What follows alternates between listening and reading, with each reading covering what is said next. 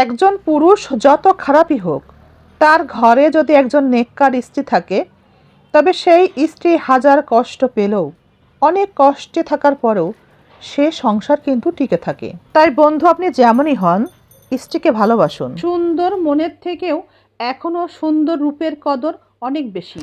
যদি স্বামীকে কোনোভাবে কষ্ট দেন, তাহলে আল্লাহ আপনাকে কোনো দিনও ছাড়বেন না।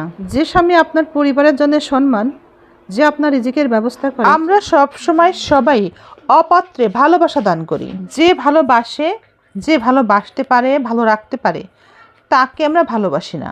অথচ এই মানুষটির ভালোবাসা অনেক বেশি দরকার, অনেক বেশি প্রয়োজন। অথচ তাকেই আমরা ভালোবাসি, যার ভালোবাসা পাওয়ার কোনো যোগ্যতাই নেই। নিজের আনন্দ এবং নিজের ভালো লাগা থেকে অন্যকে খুশি রাখতে, খুশি দেখতে আপনি অনেক স্যাক্রিফাইস করেই যাচ্ছেন, এখনও করে যাচ্ছেন।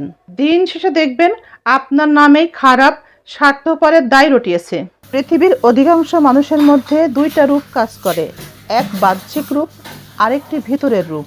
কিন্তু যখন একজন ব্যক্তির ভিতরের বাহিরের রূপ একই হয়, তখনই সেই মানুষটাকে হাসতে হাসতে ছুরি মারতে দ্বিতীয়বার ভাবে না। আমিও এমনই একজন, যার ভিতর বাহিরের দুটো রূপই একই রকম।